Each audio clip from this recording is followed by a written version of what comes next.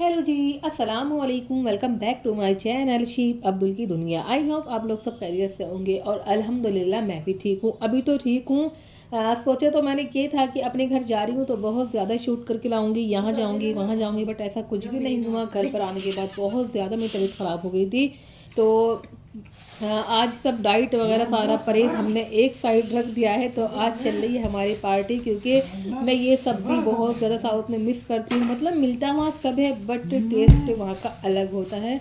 तो आज मैं अपने डाइट को भुला दिया है और अब मैं कर रही हूँ रात में अपनी पैकिंग। और ये वाला जो टाइम होता है ना, मेरे लिए बहुत ही अजीब होता है, क्योंकि मेरा मूड ना, मतलब ना किसी से ऐसा हो जाता है, मेरा बात करने का मन ही नहीं करता है। बस मैं चुपचाप अपना बैग पैक कर लूँ और कल मैं चली जाऊँ, ऐसा रहता है। और ज़्यादातर मैं जो पैकिंग करती हूँ रात में ही करती हूँ। और सामान पता नहीं इतना ज़्यादा क्यों हो जाता है। मैं जब वहाँ से आती हूँ तब भी ऐसे ही होता है मेरा। यहाँ से जाती हूँ और भी ज़्यादा मेरा सामान हो जाता है। एक तो माशाल्लाह सामान अपना खुद का रहता है, फिर अम्मी भी यहाँ से बहुत सामान देती हैं, और वहाँ से डेली से जाती हूँ तो वहाँ से भी घर पे सब लोग सामान देते हैं। तो बस, और सामान मेरे 3 जगह बटा हुआ होता है, कुछ यहाँ कुछ वहाँ कुछ बेंगलोर। तो यहाँ पर अम्मी कर रही थी कल की तैयारी, तो यहाँ शामी कबाब बनाने की तैयारी हो रही थी। कुकर में दाल वगैरह गोश्त और सब गरम मसाले डाल दिए थे एंड सीटी लगा दी, और इसके बाद उन्होंने यहाँ पर पीस भी लिया था। तो ज़्यादातर हमारा जो काम होता है वो रात में ही हो जाता है, मतलब अम्मी रात में ही करती हैं। यहाँ पर हो रही थी चिकन फ्राई की तैयारी। तो चिकन लिया था, इसमें जिंजर गार्लिक का पेस्ट ऐड किया, लेमन जूस ऐड किया था, देन इसको मिक्स कर लिया था। और तो जिंजर गार्लिक का paste and lemon juice add करने के बाद इसमें ऐड किया था रेड चिली पाउडर, हल्दी पाउडर, धनिया पाउडर एंड गरम मसाला ऐड किया था, और थोड़ा सा पिसा हुआ ज़ीरा ऐड किया था। ठीक है। और इसके बाद इसमें ऐड किया था चिकन कबाब मसाला। अगर आपके पास है तो आप ऐड कर दीजिए, और नहीं है तो आप स्किप भी कर सकते हैं। देन इसमें ऐड किया अरारोट पाउडर। अब हमें इसको अच्छे से मिला लेना है, यानी कि अच्छे से इसको मिक्स कर लेना है। तो जब आप चिकन फ्राई बनाएं तो आप इस बात का ध्यान रखें कि आपको कम से कम 5 से 6 आवर तक इसको मैरिनेट करके रखना है।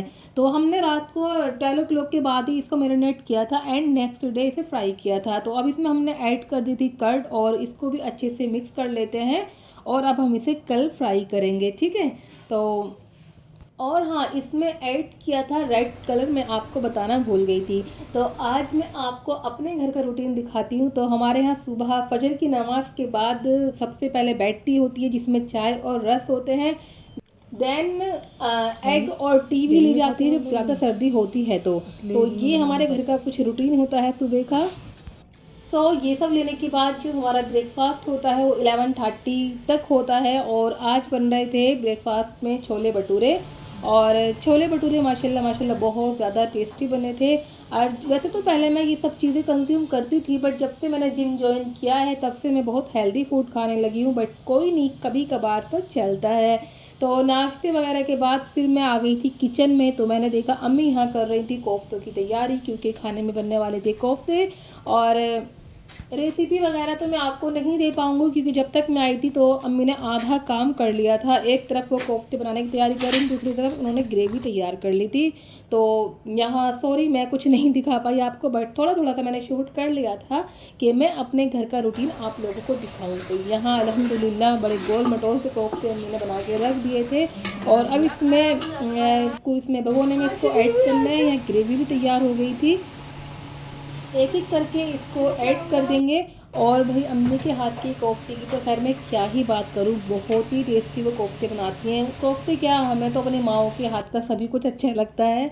तो माशाल्लाह खाना बहुत अच्छा बनाती हैं वो। मैं अपनी अम्मी का खाना बहुत ज़्यादा मिस करती हूँ वहाँ पर, क्योंकि या तो बाहर से खाना है या अपने हाथ का खाना है, दो ही ऑप्शन होते हैं।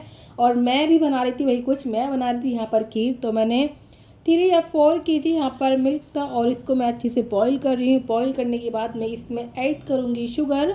और साथ साथ मैंने इसकी फुल रेसिपी शूट की है, यानी कि थोड़ी थोड़ी क्लिप मैंने इसकी ली है। और यहाँ से चावल जो होते हैं उनको पीस लिया था, तो वो इसमें मैं ऐड कर रही हूँ। देखिए आप इस बात का ध्यान रखें कि जब आप इसमें चावल ऐड करें तो आपको इसको कंटिन्यूस चलाना ही है, वरना इसमें गांठें लम्स जिन्हें बोलते हैं वो पड़ जाते हैं, ठीक है।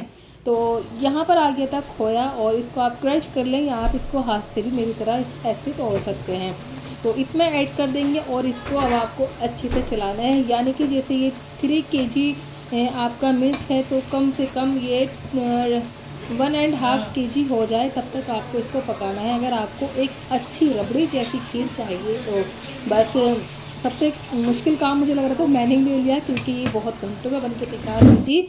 और देखें कितना कम इसका वो दूध हो चुका है, यानी कि इसका टेक्सचर आप देख सकते हैं, क्रीमी क्रीमी सा इसका टेक्सचर है। और यहाँ पर अल्हम्दुलिल्लाह खीर होके बन के तैयार हो गई थी। तो 2 काम तो यहाँ हो गए थे, खीर भी बन गई थी और कोफ्ते भी बन गए थे। एंड कबाब भी आपने देख लिए थे कि रात आधा काम उनका हो चुका था, अब बस उनको फ्राई वगैरह करने थे। ठीक है, तो अब आ जाते हैं घर की साइड। तो घर भी माशाल्लाह पूरा क्लीन हो गया था। एक रूम ये था जिसमें हमारा बेड पड़ा हुआ है, तो माशाल्लाह ये भी पूरा क्लीन हो गया था। एंड दूसरे रूम में चलते हैं, अब आपको दूसरा रूम दिखाते हैं। तो यहाँ भी माशाल्लाह सब कुछ क्लीन हो गया था। बस अब मेरे जाने की तैयारी है।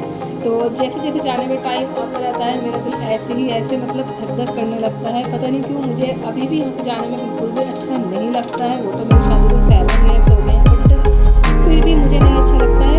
और ये वाला रूम भी माशाल्लाह से तैयार हो चुका था, मतलब कि क्लीन हो चुका था। तो काम तो खैर सारे हो गए थे, बस अब तैयारी थी, अब मतलब इंतज़ार था अपने घर वालों का, क्योंकि वो मुझे लेने आ रहे थे। और बस फिर हम चले जाएंगे और फिर पता नहीं हम कब आएंगे।